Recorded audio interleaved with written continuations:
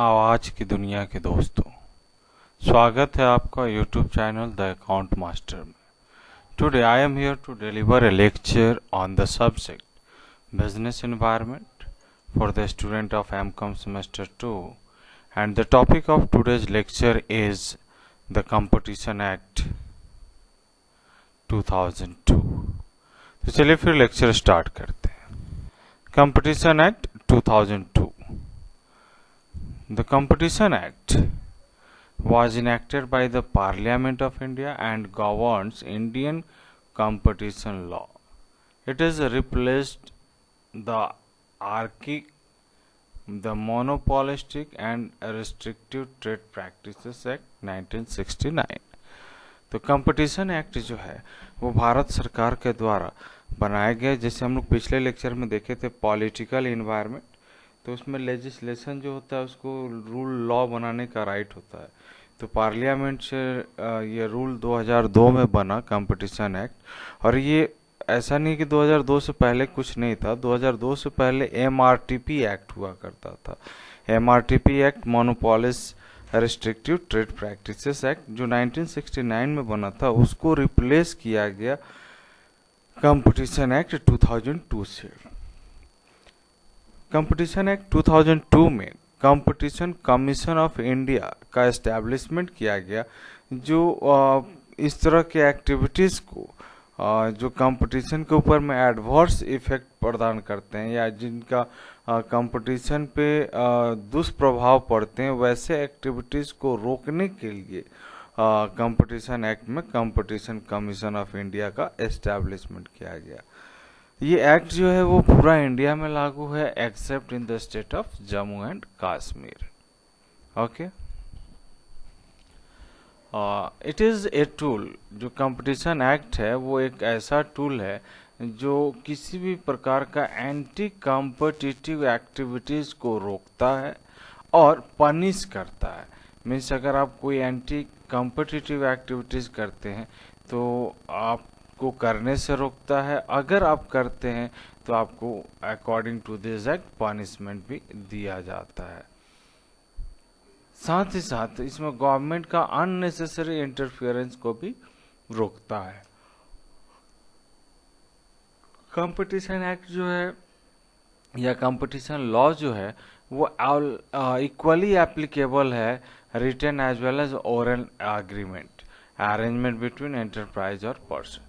तो किसी भी प्रकार से आप रिटर्न एग्रीमेंट करते हैं या ओरल एग्रीमेंट करते हैं, जिस प्रकार से भी आप बिजनेस ऑर्गेनाइजेशन और पर्सन्स के बीच में रिलेशनशिप है अरेंजमेंट करते हैं, उसके आधार पर कंपटीशन लॉ का इनैक्टमेंट एप्लीकेशन किया जाता है। Competition act 2002 was amended by the competition amendment act. 2002 में जो कंपटीशन एक्ट बना था उसको 2007 में अमेंड किया गया, फिर उसको अगेन 2009 में अमेंड किया गया।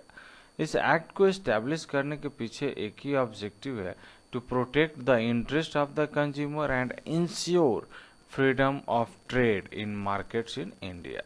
तो लोगों के कंज्यूमर्स के इंटरेस्ट को प्रोटेक्ट करना और मार्केट को फ्रीडम प्रदान करना, किसी भी प्रकार का अननेसेसरी इंटरफियरेंस जैसे गवर्नमेंट का इंटरफियरेंस ना हो तो फ्रीडम प्रदान करना।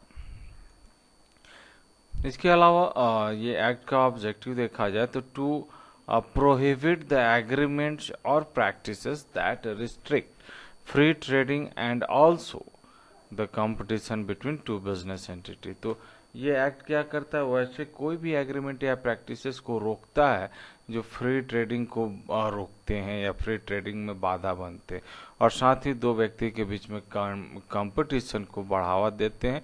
कंपटीशन हटाने के लिए जो एग्रीमेंट होता है वो दैट इज उनको रोकने का काम करता है। To ban the abusive situation in the market monopoly. तो मार्केट मोनोपोली मीन्स मोनोपोली जैसे हम लोग जानते हैं number of buyer is single और number of sellers are more than large number. तो वैसा सिचुएशन में क्या होता है, अब्यूजिव सिचुएशन आ जाता है, तो झगड़े होने के चांसेस हो जाते हैं। तो उस तरह के सिचुएशन को रोकने के लिए कंपटीशन एक्ट बनाया गया है। To provide the opportunities to the entrepreneur for the competition in the market. तो इस एक्ट के आने के बाद नए बिजनेसमैन, नए एंटरप्रेन्योर्स जो है वो बाजार में आसानी से आ सकते हैं और सरवाइव कर सकते हैं। To have the international support and enforcement network across the world. तो कंपटीशन एक्ट आने के साथ ही आपको इंटरनेशनल सपोर्ट और इन्फोर्समेंट नेटवर्क भी दिया जाता है ताकि आपका प्रोडक्ट जो हो ग्लोबल हो। To prevent the anti-competition practices and to promote a fair and healthy competition in market। तो एंटी कंपटीशन प्रैक्टिसेस को रोकना और फेयर और हेल्थी कंपटीशन मार्केट में एस्टैब्लिश करना is the objective of competition act. Okay, चलिए आगे चलते हैं। Salient features of competition act. तो देखा जाए तो कंपटीशन एक्ट का एक ही ऑब्जेक्टिव है कि बाजार में एंटी कम्पिटिटिव एग्रीमेंट्स है या एंटी कम्पिटिटिव प्रैक्टिसेस है उसको रोकना और फ्रीडम मार्केट में प्रदान करना ताकि any person can come establish their organisation and earn profit. Anti competitive agreement नहीं हो और साथ में कंज्यूमर के इंटरेस्ट को भी प्रोटेक्ट किया जाए, ये साइलेंट फीचर्स हम लोग कंपटीशन एक्ट का बोल सकते हैं। इसमें बहुत सारे एडवर्स इफेक्ट भी है आउट ऑफ दिस एग्रीमेंट, उसको हम लोग देखते हैं। डायरेक्टली और इनडायरेक्टली डिटरमाइन सेल्स और परचेज प्राइस। तो हम लोग जैसा कि जानते हैं कि कंपटीशन के आधार पे हम लोग परचेज और सेल प्राइस तय करते हैं। Limit and control production, supply, market, technical development, investment, provision of services. तो हम लिमिट कर सकते हैं या कंट्रोल कर सकते हैं कि प्रोडक्शन कितना करना है, कितना सप्लाई करना है, कितना मार्केट में भेजना है, कितना टेक्निकल डेवलपमेंट करना है, कितना पैसा इन्वेस्ट करना है, कितना प्रोविजन बनाना है। तो all are related with the competitive agreement. Share of the market, source of production, provision of services by allocation of inter alia, geographical area of market, nature of goods or services, number of consumers, customers and any other similar ways। तो इस तरीके से जो ये agreement है जिसको हम बोलते हैं एंटी कॉम्पिटिटिव एग्रीमेंट, जिसके कारण से एडवर्स इम्पैक्ट होता है और वो इम्पैक्ट ये है कि शेयर मार्केट, जो share the market, sources of production. तो ये सारा चीज़ों को हम अपने अनुसार कम ज़्यादा कर सकते हैं, किस लोकेशन में गुड्स को बनाना है, बेचना है। It is the totally open for the entrepreneurs, ऐसा होना चाहिए। डायरेक्टली और इनडायरेक्टली रिजल्ट बिड रिगिंग और कॉलेसिव बिडिंग। तो बिड रिगिंग या कॉलेसिव बिडिंग क्या होता है? तो एक सिंपल सा एग्जांपल से इसको समझ सकते हैं कि जैसे सपोज दैट कि एक कोई संस्था है, वो सरकारी संस्था है और उसको रिपेयरिंग का काम करना है या कोई नया वर्क करना है। तो वैसे में वो क्या करता है, टेंडर लोगों से मंगाता है। तो टेंडर में लोग बिड करते हैं, मीन्स अपना एस्टिमेशन देते हैं कि हम इतना रुपया में बना देंगे। जैसे सपोज दैट सरकार को एक रोड बनानी है 5 किलोमीटर का, तो सरकार ऊपर टेंडर निकाली, तो कोई बोला कि हम 50,000 में 5 किलोमीटर रोड बना देंगे, कोई बोला 60,000 लेंगे, कोई बोला 70,000 लेंगे। जिसका लोवेस्ट बिडिंग होगा उसको हम सेलेक्ट करते हैं। तो ये हो गया फेयर बिडिंग। लेकिन कभी कभी क्या होता है कि कंपटीशन को ख़त्म करने के लिए जितने एक्सपर्ट होते हैं, जितने बिडिंग करने वाले होते हैं, वो क्या करते हैं, आपस में तय कर लेते हैं कि एक काम करते हैं कि हम भी 55,000 का बिड डालते हैं, तुम भी डालो 55,000, तुम भी डालो 55,000, तीनों मिलके एक ही रेट डालेंगे। तो क्या होगा, वहाँ पे टैली हो जाएगा, तो तीनों को कुछ कुछ काम दे दिया जाएगा। तो यहाँ पे क्या होगा, कंपटीशन हट जा रहा है, जिसके कारण से सरकार को नुकसान होगा, कंज्यूमर्स को नुकसान होगा। तो इस तरह के जो एक्टिविटीज़ है इसको हम लोग बोलते हैं बिड रिगिंग। तो ये बिड रिगिंग जो है ये एक तरह से एब्यूजी सिचुएशन है, या देखा जाए तो it is adverse situation of anti agreement competitive agreement. Types of agreement, तो दो तरह के एग्रीमेंट होते हैं, एक हॉरिजॉन्टल एग्रीमेंट और एक वर्टिकल एग्रीमेंट। हॉरिजॉन्टल एग्रीमेंट जहाँ पे सेम बिजनेस मीन्स एक ही टाइप के बिजनेस के बीच में अगर एग्रीमेंट होता है then it is horizontal agreement. और वर्टिकल एग्रीमेंट जहाँ पे इंडिपेंडेंट एंटरप्राइज होते हैं means there is no nature of similarities. एक एक्स कंपनी बिस्किट बनाती है, वाई कंपनी जैम बनाती है, तो they makes an agreement known as vertical agreement. Horizontal agreement Britannia biscuit बनाती है और गुड डे बिस्किट बनाता है, तो ब्रिटानिया और Good Day are the similar same business, तो उनके साथ हॉरिजॉन्टल एग्रीमेंट होता है। Horizontal agreement is presumed to be illegal agreement but the rule of reason would be applicable for vertical agreement. तो आप हॉरिजॉन्टल एग्रीमेंट जो होता है वो इलीगल हो सकता है, लेकिन वर्टिकल एग्रीमेंट इलीगल नहीं होता। मतलब एक ही तरह के बिजनेस, जैसे अभी हम आपको एग्जांपल दिए बिड रेगिंग, तो इसमें क्या हुआ कि एक ही तरह के कॉन्ट्रैक्टर्स, एक ही तरह के बिजनेसमैन आपस में मिलजुल के और क्या करते हैं, कंज्यूमर्स को ठगने का प्रयास करते हैं, that is horizontal agreement. Okay. Abuse of dominant position. Dominant position means वैसा पोजीशन जिसे मोनोपोली पोजीशन बोल सकते हैं। So there shall be an abuse of dominant position if an enterprise imposes directly or indirectly unfair or discriminatory condition in purchase of, sale of goods or services, or restrict production or technical development, or create hindrance in the entry of new operators to the prejudice of the consumer. The provision relating to abuse of dominant position requires determination of dominance in a relevant market। तो कहने का मतलब यह है कि किसी एक व्यक्ति का प्रभुत्व मीन्स जैसे डोमिनेंट पोजीशन है, तो वो नया कोई ऑपरेटर, नया कोई एंटरप्रेन्योर्स को उस क्षेत्र में नहीं आने देगा बिजनेस करने के लिए। वो प्रोडक्ट अपनी मर्जी से बनाएगा, कितना प्रोडक्ट बनाना है, कितना बेचना है, कितना टेक्निकल डेवलपमेंट करना है, कितना प्राइस फिक्स करना है, बाजार में गुड्स का हिंड्रेंस नया एंट्री जो कर रहा है एंटरप्रेन्योर उसके लिए ऑब्स्टेकल बनाना, तो this are the dominant position. और ये डोमिनेंट पोजीशन का मिसयूज है, इसलिए इसको एब्यूज किया जा रहा है। तो according to this law this type of abusement shall be determined and make removed to make the market free. Okay, चलिए आगे में कॉम्बिनेशंस देखा जाए तो जो एक्ट है वो बनाया गया है operation and activities of combination. Means operation और एक्टिविटीज का जो कॉम्बिनेशन है उसको रेगुलेट करने के लिए ये एक्ट डिजाइन किया गया है, कंपटीशन एक्ट, जिसमें हम लोग देखते हैं acquisition, merger, amalgamation.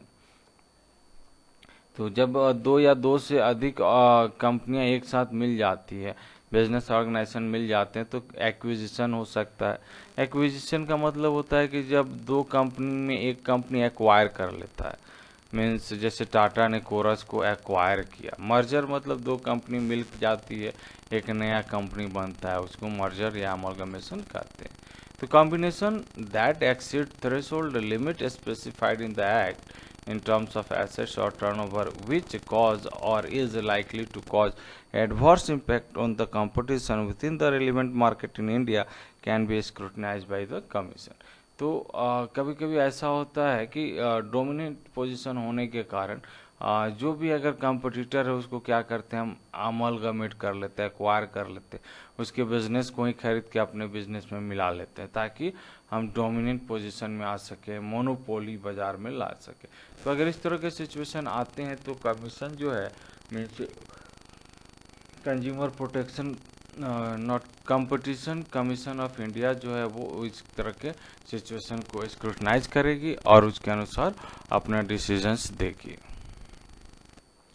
Competition commission of India, जैसा कि हम लोग देखें कि कंपटीशन एक्ट में एक प्रोविज़न है कि कंपटीशन कमीशन एक्ट को बनाना, और वो कमीशन जो है उसके पास अपना अथॉरिटी होगा, वो किसी भी कॉन्ट्रैक्ट को या किसी भी तरह के एंटी कॉम्पिटिटिव एग्रीमेंट को कैंसिल कर सकता है, और उस तरह के जो भी कंज्यूमर या मार्केट के इंटरेस्ट को हार्म करते हैं तो वैसे बिजनेस ऑर्गेनाइजेशन को पनिश भी कर सकता है।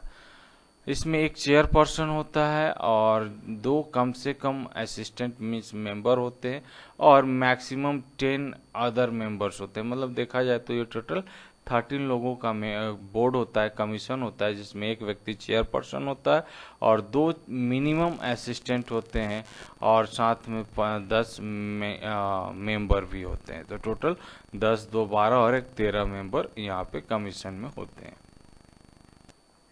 It is the duty of the Commission to eliminate the practices having adverse effect on the competition, promote and sustain competition, protect the interest of the consumer, and ensure freedom of trade in the market. तो commission का duty क्या है कि जितने भी तरह के ऐसे एक्टिविटीज़ जो कंपटीशन के ऊपर में एडवर्स इफेक्ट डालते हैं तो उसको एलिमिनेट करना, इसको स्टॉप करना और साथ में वैसे एक्टिविटीज़ को प्रमोट करना जो कंपटीशन की भावना बाजार में लाते हैं, इंटरेस्ट कंज्यूमर के इंटरेस्ट को प्रोटेक्ट करना और मार्केट में फ्रीडम लाना, फ्रीडम ऑफ ट्रेड लाना कि कोई व्यक्ति कोई भी खरीद बेच सकता है। The commission is also required to give opinion on competition issue on a reference received from the statutory authority established under any law and to undertake the competition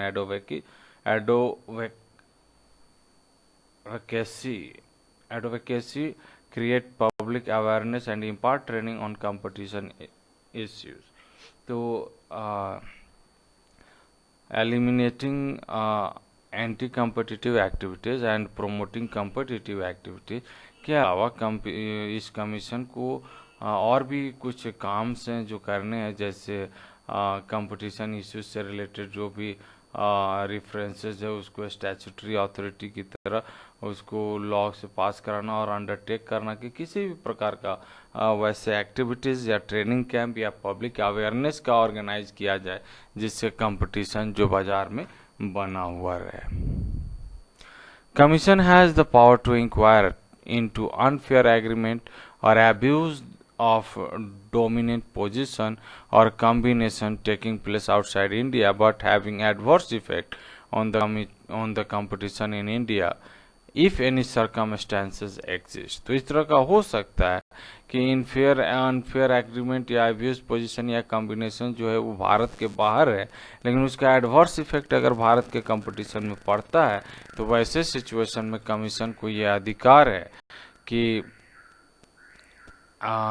in this circumstances exist an agreement has been executed outside the India. बाहर India से बाहर अगर कोई agreement किया गया है तो उस एग्रीमेंट को वो इंक्वायर कर सकता है, चेक कर सकता है। दूसरा, any contracting parties reside outside, अगर कोई पार्टीज है आउटसाइड इंडिया है तो उसको भी इंक्वायर किया जा सकता है। Any enterprises abusing dominant position outside India, Bharat से बाहर अगर डोमिनेंट पोजीशन कोई लाता है तो वैसे ऑर्गेनाइजेशन को भी इंक्वायरी के लिए कमीशन बुला सकता है। कोई वैसा कॉम्बिनेशन जो इंडिया से बाहर एस्टैब्लिश, कॉम्बिनेशन मतलब जैसे समझ में आ गया, कॉम्बिनेशन एक्वायर मर्जर एक्विजिशन को हम लोग कॉम्बिनेशन बोलते हैं, तो बाहर है तो उसको भी इंक्वायरी के लिए कॉल किया जा सकता है। Party to a combination is located abroad, अगर कोई पार्टी है और कमीशन का से रिलेटेड है और बाहर रहता है उसको भी इंक्वायर के लिए बुलाया जा सकता है। एनी अदर मैटर और प्रैक्टिसेस और action arising out of such agreement और डोमिनेंट पोजीशन और combination is outside the India, तो इस तरह के जो भी अदर हैं उनको बुलाया जा सकता है।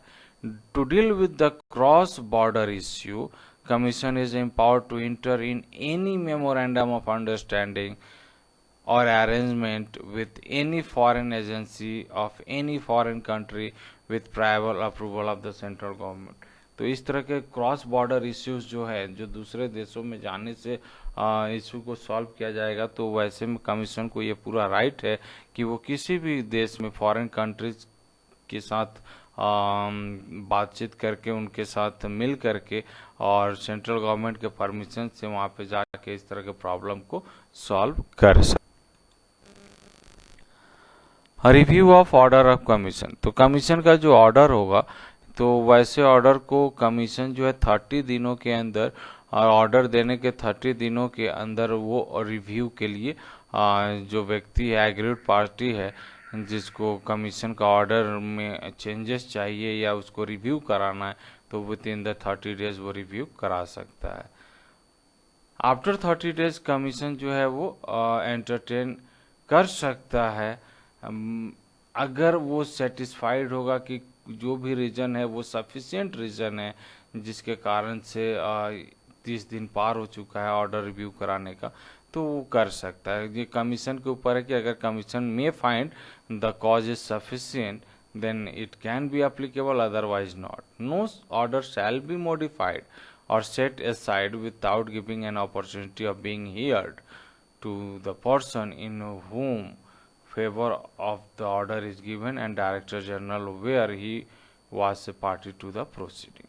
तो जो भी कमीशन के द्वारा ऑर्डर दिया जाएगा तो वो ऑर्डर पे एक तो एग्रीड पार्टी जो है वो रिव्यू के लिए डाल सकता है 30 दिनों के अंदर। अगर नहीं डाल पाता है तो रीज़न बताने से 30 दिन के बाद भी उसका रिव्यू का एप्लीकेशन जो है सबमिट हो सकता है अगर सफिशिएंट रीज़न रहा हो।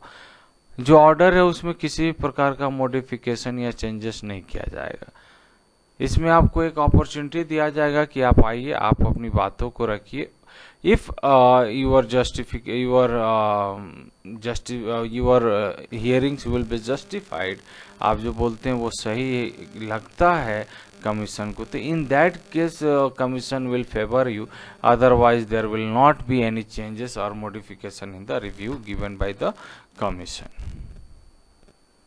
अपील करने का भी अधिकार है। अगर एग्रीड पार्टी को जो कमीशन के द्वारा ऑर्डर या डिसीजन दिया गया वो एक्सेप्टेबल नहीं है तो ही can file an appeal to the Supreme Court within the 60 days from the date of communication of the decision और ऑर्डर ऑफ द कमीशन। तो कमीशन के ऑर्डर देने के 60 दिनों के अंदर एग्रीड पार्टी जो है वो सुप्रीम कोर्ट में अपील फाइल कर सकता है। Appeal, no appeal shall lie against any decision or order of the commission made with the consent of the parties. अगर दोनों पार्टीज के कंसेंट के आधार पे अपील ऑर्डर दिया गया है तो in that case no appeal shall be filed. Penalty क्या होगा? तो अगर कोई व्यक्ति if any person fails to comply with the order or direction of the commission shall be punishable with fine which may be extended to ₹1 lakh for each day during which such non-compliance occurs subject to the maximum ₹10 crore।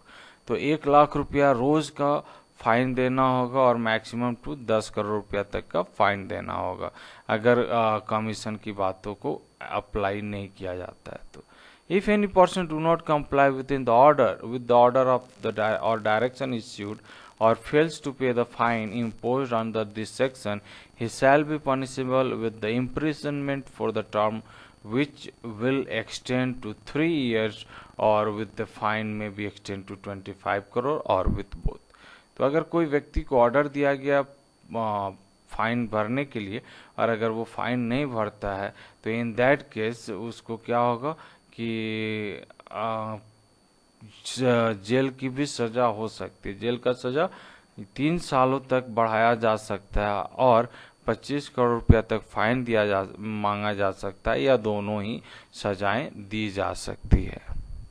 According to section 44 देखा जाए तो if any person being a party of the combination makes a statement which is falls in any material particular और knowing it to be false or omit to state any material particular to be material, such person shall liable to penalty which shall not be less than 50 lakh but which may extend to ₹1 crore।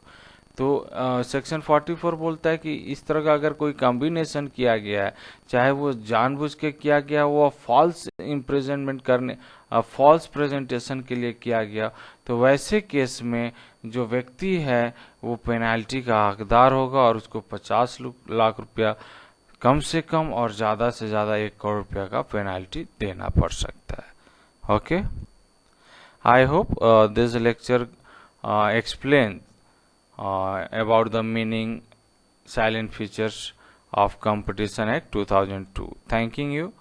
Be happy and make someone happy. Have a great day. Thank you.